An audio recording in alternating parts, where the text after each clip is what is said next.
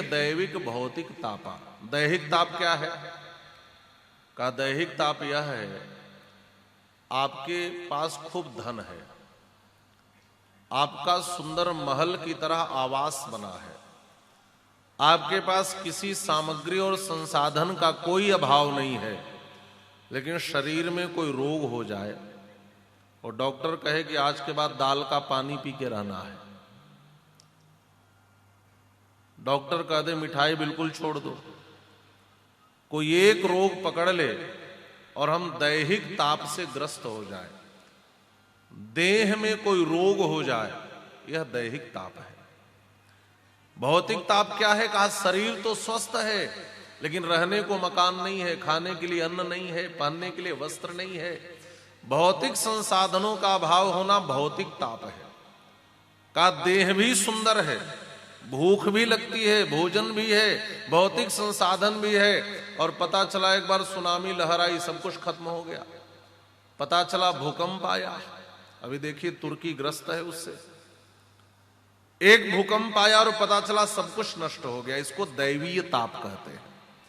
और संसार का हर जीव इन तीन में से एक ताप से संत्रस्त जरूर होता है, या तो दैहिक ताप, या तो भौतिक ताप, या तो दैवीय ताप।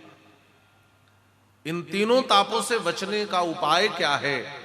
का यदि हम श्री शिव पुराण की कथा श्रवण करते हैं तो भगवान शिव की कृपा से हम दैहिक दैविक और भौतिक तापों से बच जाते हैं। महाराज, ये तीनों तापों को मिटाने वाली कथा है।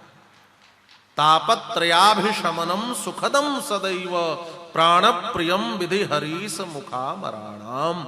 यह श्री शिव पुराण की कथा हमारे जीवन के तीनों तापों को मिटाने वाली है और शिवलोक की प्राप्ति कराने वाली है। सोनकादि ऋषियों ने पूछा, भगवान एक बात बताएं, किस किस प्रकार के पापी इस कथा को सुनकर के तर सकते हैं? इसकी भी कोई गणना है?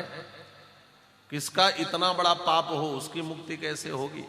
के विशुद्ध्यन्त्यन्या कथया पापिनः कलौ वदतान कृपया सूत कृतार्थम भुवनम कुरु। श्री सूत जी ने कहा, जो व्यक्ति जन्म से मृत्यु तक केवल पाप ही पाप किया हो, ए मानवाः पाप कृतो दुराचार रताः खलाः कामादि निरता नित्यम तेपि शुद्ध्यनेन वै शुद्ध्यन्त्यनेन वै।